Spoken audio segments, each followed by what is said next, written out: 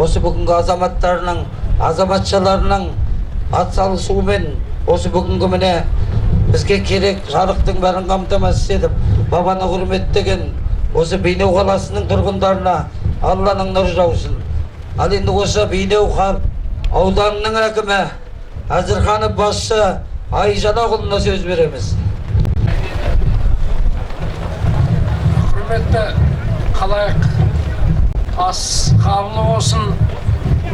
Мынау баршамыздың ниетімізді түзеп, Құдай жолына деп бағыстап жатқан садақамызды Алла қабыл етсін, ұрпағымызға өмір берсін, тыныштық болсын елімізде, жақсылық болсын, аталар берет беріп жатсын дейтін тілегім бар.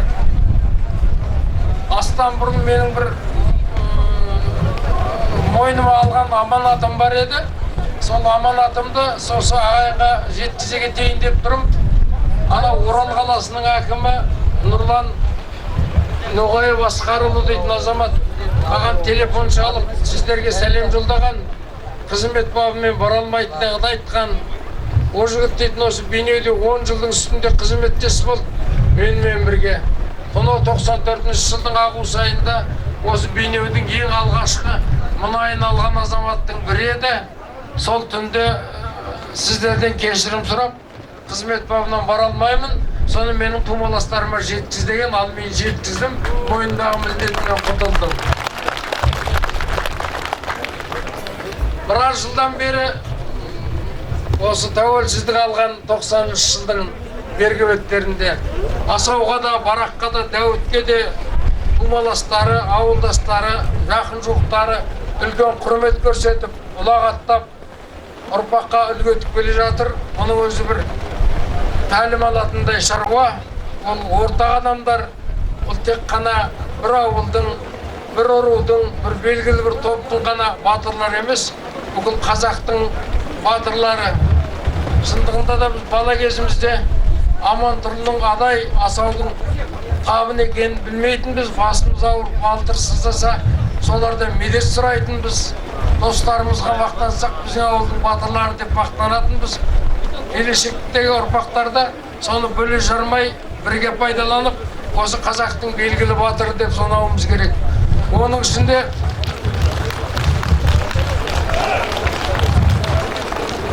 ішінде мынау Асау Барақ деген батырлар бұл тек қана батыс аймаққа, не болмаса қазақтың кіші жүзіне ғана белгілі батырлар емес, бұл жалпы қазаққа қалды, қазақтан тысқары қазақты білетін елге танымал батырлар. Мына тарихта үлкен бір құжат бар, ол қазақ қалмақ бітімі дейтін 1742 жылы жасақталған. Себебі ол кезде анау бүкіл ұлы жүздің, орта жүз қазақтарының жерінің барлығы жоңғар қалмақтарына басып алды да, осы алақандай сан бойы менен жем бойындағы азғантай қазақ қана сол жоңғардың бағынышына өтпей тұрған. Сондықтан ендігі жердегі соғыстың мәнді болмайтынын түсінген қазақтар қалмақтарға соғысты тоқтатып, достыққа келіп, көршілікпен тіршілік етуге келісім шарт жасасуға шақырысқан. Оған қалмақтың қаны қалден серен ұлықсат еткен, біздің қандарымызда көнген, ондай келіссөз біздің осы сан бойында өткен. Ол келіссөзге бар болғаны 40 адам қатынасқан, оның бәрі де тарихта бар. Оның ішінде Әбілқайыр да бар, оның ішінде Әлмембет те бар, оның ішінде Күшік те бар, оның ішінде Жәнібек те бар, оның ішінде Барақ Сұлтан да бар, оның ішінде Тамай Есет Батыр да бар, оның ішінде мынау Айгілі Алтай Батыр да бар, барлығы да бар. Солардың барлығы бас қоса келген уақытта қалмақ жағынан қалден серен ханның атынан қол қоюға Көшеп дейтін батырға ұлықсат етілгенде, қазақ халқының атынан қол қоюға Бармақ батырға, Табын Бармақ батырға ұлықсат етілген. Осының өзі бүкіл барша қазақтың мақтануына тұратындай іс. Ол Бармақ батыр сол Асаудың артында бір әрі кеткендер 10 шақты метр жерде мәңгілікке мекен еткен. Сондықтан да жерде, елде, ас аста суда бәрі де ортақ, бүгінгі той да ортақ, ас та ортақ. Оны мен жасадым, сен жасадың, сен көмектестің, сенің көмегіңе рахмет дейтіндей ештеңесі жоқ. Мынау 90 жылдардағы басталған істің бүгін де сол аяқталмай жалғасып келе жатқанына мен өзім қуаныштымын. Мынау төрағаның басшылығымен әлі де көп істер істеледі ғой деп ойлаймын. Алла жар болсын, аталарымыз қолдап жүрсін, асымыз қабыл болсын. Тек жақсылықта, жақсы істерді басында жолығайық. Әулиені жаратқанда Алла Тағала тек өзінің бала шағасы емдесін деп жақсамайтын болу керек. Бүкіл халыққа пайдасы тисін деп жасайды. Батырды жаратқанда да Құдай Тағала тек қатып баласын қорғасын деп жаратпайды. Ол бүкіл ел жұртын қорғасын деп жарайды. Сондықтан да әулие де барақ, батыр да барақ, ол бәрімізге ортақ барақ. Асау да әулие, о да бізге ортақ. Асау да батыр, о да бізге ортақ. Сондықтан да мынау бүгінгі таңғы баршамыз тойлап жатқан ортақ батырларымыз Алла Тағаланың нұры жаусын, біз мынау кейінгі өздерін ұлықтап жатқан ұрпағын желеп жебеп жүрсін дейтін тілекпен аяқтағым келеді.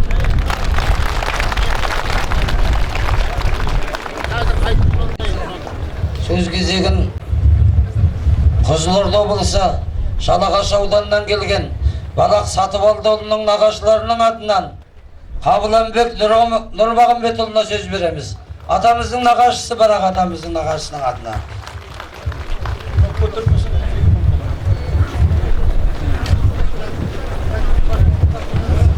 Ардақты ағайын, бауырлар, құда жекжаттар, жиендер, бүгін үлкен жұмыс болып жатыр. Қазақ елі, жері қай кезде де өзінің ұясын, отанын, жерін, суын, халқын, оның бірлігін, тұтастығын сақтайтын батырларға кенде болмаған. Сондай үлкен батырлар қазақ жұртын қорғаған, қазақтың намыс үшін тіккен туын жамтайтпайтын, соған үлес қосқан батырдың үлкен ұрпағы әулетінің бүгін отының басында болып осындай той өтіп жатыр.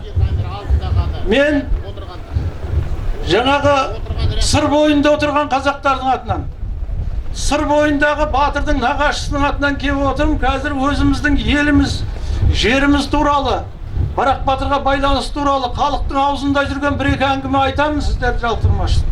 Сол мына біздің елде Өмірқұл деген бай болған. Өмірқұлдың байлығы сондай, 4 түлік малы өзенге су ағылағанда өзен суы тартылады деп айтады. Ол кісінің ұрпақтары да шынжырбалақ, сымартөс, бірінен бір өтетін жақсы елге сыйлы азаматтар болған, халықтың жоғын, елдің жоғын жоқтайтын.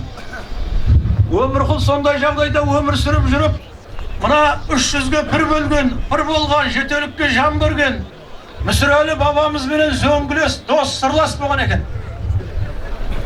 Қатар сырлас адамдардың бір-біріменен жарасымды әзілі болады. Бірге жүріп, бір күні отырғанда айтыпты: әулем, менде ұл да бар, малда жан да бар, ұрпақ та бар, бірақ елдің туын тіктейтіндей, халықтың арын намысын жоқтайтындай мықты азамат ұл сұрасам оғаш болмай ма депті. Сонда үндемей қалыпты әуле. Бірнеше күндерден кейін тағы бір кездескенде: ой, Өмірқұл, мына сенің ниетің түзу екен. Халық үшін сұрап тұрсың ғой сен, ел үшін. Сенің ниетіңді Алла қабыл етті, кел қолыңды жай депті. Қолын жайып, Өмірқұл атамыз тұрғанда көш бастайтын қарқарадай қыз бердім, қол бастайтын сәркедей ұл бердім депті. Шамалы кідірістен кейін: оу, әулем, мен сізден ұл сұрап едім. Бұл қыз бердіңіз, және қызды бұрын айттыңыз ғой, бұның бір мәнісі бар ма депті. Сонда қарқара қыз болған менен ұлдан төмен болмайды, әруағы бірнеше атаға кетеді депті. Міне, тірі біз, осы күнгі ұрпақтары соған куә болып отырмыз. Міне, 3 атасы батыр болып, әулие болып, оны және Алла сүйген құлына береді. 93 100 жаса, 97 100 жасау деген ол кімде болып жатыр? Сондай ұрпақ Bunun негізі түбі бүкіл халық үшін сұрағандығынан, әулие 300-ге бір болған соның сұрағандығынан Алланың бізді жарылқағаны қазақта. Қазақтан осындай ол туды, біздің Қарқар апаммен бірге келді. Ол сіздің жерде болды, осы елдің намысын, абыройын қорғап, бұл дүниядан өтті. Бұл дүниядан өткенменен ол біздің мәңгі тарихымызда қалды. Оның куәсі 96 жылы мамыр айында Егемен Қазақстан деген газетті алып оқыдым. Сонда жазыпты, жазушының атын ұмыттым, адам атына Шамал Шапақтан. Ең бірінші ерлігін Барақ батыр қазақ қалмақ кездескенде жаңағы Алакөлік батырмен кездесті. Кездескенде барлық қаруменен бәрімен шаршап, талықсып, жан алып, жан беріп жатқанда Сәркен ағашынан қалап алған алтын сапты кездікпенен жарып өлтірді дейді. Сонда Сәрке бабамыздың қасиеті, аруағы берген мүлкіне дейін онда кие қасиет болып тұр. Бәр қару түсіппағанда бойында қалып, жан алып, жан берген жерде мәртебесін үстем қып тұр. Сөйтіп, бірінші рет ат аталған екен, сонда атыңды сатыңды айт дегенде түгел қар. Мына мені сатып алды баласы, Барақ дейді атымды. Кішіңіз табын дейді затымды деп айтқан екен. Ол елді бөлгеннен жарғаннан емес, нәсілін айту о кезге керек. Сол жолдан бастап қазақтың жасыл туын Барақ ұстап өткен екен өлгенше. Осыған ата бабаларымыз куә болған. Ал енді ол елдегі сыр бойындағы батырларға, биге, байға ешқашан кенде болған ел емес. Жыршылар, ақындар, не бір халық сүйетін, халықтың жоғын жоқтаған азаматтар өткен. Соның бірі Сәрке батыр. Сәрке батыр туралы бір ауыз әңгіме айтқым кеп тұр. Енді Сәрке батырдың өлшемі өте үлкен болған. Бұл қазақ мынандай шексіз, шетсіз даланың арғы басынан бергі басына бара алмайды. Әр жерінде бір-бір батыры болады, бірақ олар сырласып, сыйласып, құда жекжат болып хабарласып отырған. Сондай біздің Сәрке батыр мына Жәнібек ханмен арқада қатысып отырады екен. Жәнібек ханға қалмақ көп қолмен жасанып кеп шабуыл жасап, бір жолы баласын, қойындағы қатын өлтіріп кетіпті. Еліндегі мен деген жігіттерін өлтіріп кетіпті. Соныменен Жәнібек хан басын көтермей жатып қапты қайғыдан. Жақын жердегі арау, жақын жуық айтау кеулін көтерем деген адамдар барса басын көтермепті, орнынан тұрмапты дейді. Соған біздің Сәрке батыр сыр бойындағы қазақтың жасағын бастап барыпты. О кезде шетте бір қазақтың шаңырағы құласа, қиындық көрсе, басқа қазақ барады екен. Бірақ қарамай отырып қалу, бір-біріне жанашымаушылық кейіннен болып атқан нәрсе, мына соңғы идеологиямен. Сәрке батыр қолмен барып жасанып. Ай Жәнібек, Құдайды сен жараттың ба? Құдай сені жараттың ба? Атың өлсе, биең төлейді. Атаның өлсе, түйе төлейді. Түйең төлейді. Балаң өлсе, Аллаң береді. Ал енді осы жолы сенің туыңды тіктеймін. Қалмақтың ханы Күнікөйді, қызы, ханның қызы Күнікөйді әкеп, қойныңа салам алып берем депті. Әр уақытта адам не болды ма, сол жердегі қалған құтқан әскерін қосып, жаңа қалмақты қуып барып, шауып, айтқандай сол жауды қырып, төлеп өтеп деген адам тапсырған ғой. Жақында барғанда жау жасағы әскер сияқты тапсырма береді. Өтеп сен қызды табасын алып шығасың, біз басқа жауды қырып атқанда.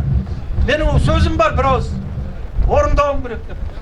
Сонымен ана екінші кісіге соның жау жасағын алып шық деп, сөйтіп қызды алып шығып Күнікөйді. Күнікөйді әкеп Жәнібекке қосқан екен. Жәнібек қосып кетіп баратқанда айтыпты: ай Сәрке, менің жігіттерімнің ішінде бас көтереді деп адам аздау болып қалды.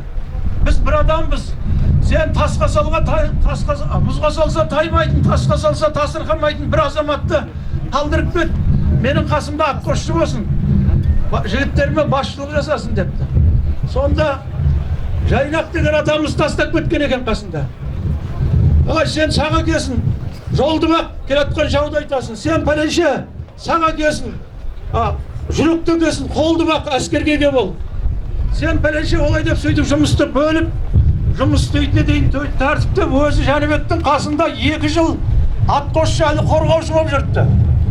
Сол қайтарында бір күн айтыпты, жассың балам, жассың. Сен мына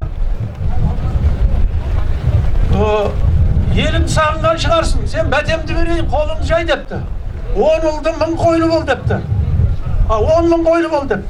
Содан біздің шежіреде Жайнақ атамнан 10 ұл бар. Әрқашан қазақтың дуалы қасиетті адамдарының бәтесі құрғақ кетпеген. Осындай болып көктеп көгеріп сөйтіп жүрген мына нағашыңыз Сәрке Батырдың бұл әрекеті. Сәрке Батыр кетерде сұрапты тоқтатып Жайнақтан, ай балам, 2 жыл боранда жүрдік, далада жүрдік. Осында мына кілең жылы су бердің, бұл қалай депті. Сонда мына жүрегімнің тұсына ат шайнекті ұстап жүретін дедім. Сол дененің жылы ондай болса жақсы болады деп. Ал енді сол ұрпақ бүгін міне сіздер мына үлкен шара өткізіп жатсыздар. Бүкіл қазақтың туын көтерген Барақ Батырды, оның ұрпақтарын осындай жасап жатырсыздар. Ол жаңағы Сәрке Батырдың соңғы ұрпағы осы күні Совет үкіметінің кезінде халық көрген, құс болып ұшқан, мәшинеден бұрын жетіп алдынан күтіп алған, қып-қызыл шоқ ұстаған кетпенді қолымен ұстап, қайнап тұрған суды ұрттап, сондай әрекеттер істеп, елдің алдында кереметін көрсеткен Беркінбай әулиенің ұрпағы келіп отыр. Сүлеймен деген інім 15 кісі қасына еріп келіп отыр. Солардың кәде бар, жол бар. Ата бар кезде ол өлмейді. Жасап отырған жоралғы жолы бар, соны табыстауға рұқсат етіңдер. Бұл ұрпағымен 1000 жасайды дейді, сосын тарих керек халыққа. Мына батырлар есте қалсын, нағашысы кім дегенде көрінде көрініп тұрсын деп, сол біздің сыр бойының 6 батырының әулесінің суретін әкеп тұр, портрет. Мынаны жаңағы ордың басшысының қайда жаңағы?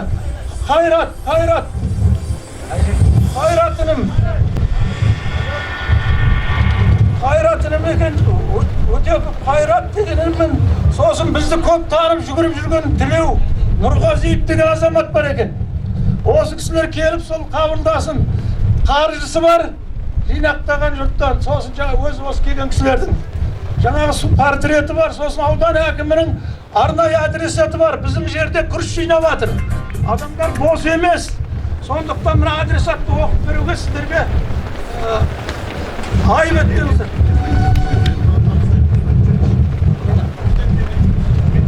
Мынау аудан әкімінің адресатын халыққа, жұртшылыққа, қорға, мұражайдың төрінде тұрсын деп табыстау үшін мен мынаны оқып берем сіздерге.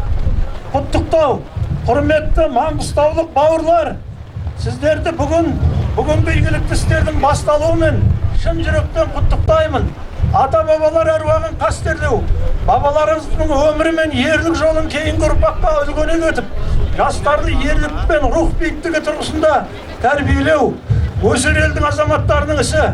Арқадан Алатауға, Каспийден Алтайға дейін созылған ұлан байтақ қазақ жерін бабаларымыз ақ білектің күшімен, ақ найзаның ұшымен ғана емес, үлкен ақыл парасатымен қорғап қалған. Сондай талантты батыр бабаларымыздың қатарында Асау Барақ та бар. Кейінгі ұрпақтарының бүгінгі бабалар рухына беріп жатқан асы қабыл болсын. Кең байтақ қазақ жерінің бір пұшпағы Маңғыстау өлкесі ежелден өркениет көшінен қалмай келе жатқан гүлденген мәдениеті бар. Тарихы тамыры ғасырлар қойнауына кеткен шежірелі де сырлы өлке. Каспийдің жағасындағы тарихы тереңнен сыр тартқан сұлу шаһар. Ақтау қаласының гүлденіп, өркен жаюы, қаланың жылдан жылға көркеюі, батыстағы бауырларымыздың ерен еңбегінің жемісі екенін білеміз. Алдағы уақытта да сіздер барлық қажыр қайраттарыңызды егемен еліңіздің ертеңгі болашақ үшін жұмсай беретініңізге сенімдімін. Сіздерге зор денсаулық, ұзақ ғұмыр, отбасыларыңызға бақ береке тілеймін. Құрметпен Жалағаш ауданының әкімі Серік Сағитжанұлы Сермағанбетов.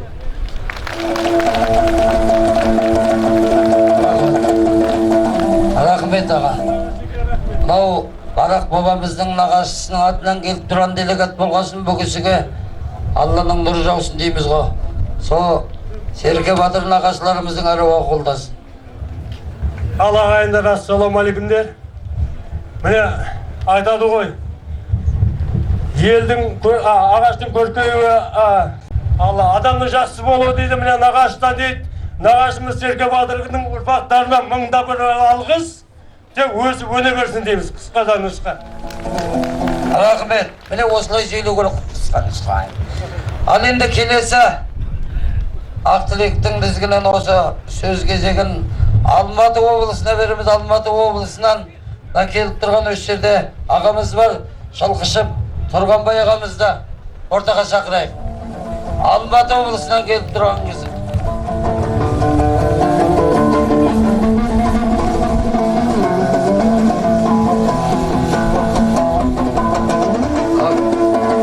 Ас қабыл болсын. Ассалаумағалейкум, құрметті ағайын, бауыр, дос. Міне бүгін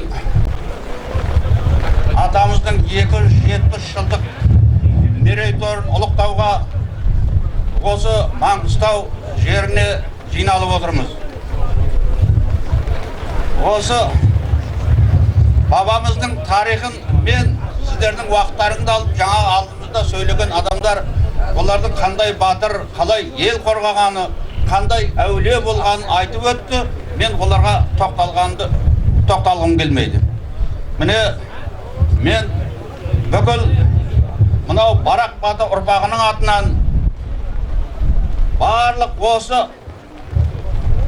мені өткеруге жиналған біріншіден осы Бенеу ауданының әкімшілігіне бас иіп тағзым еткім келеді.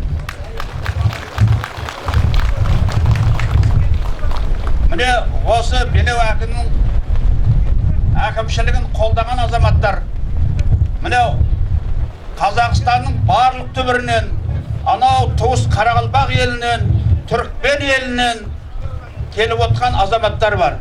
Сізо Барақ атаның ұрпағынан сіздерге үлкен рахмет дегім келеді.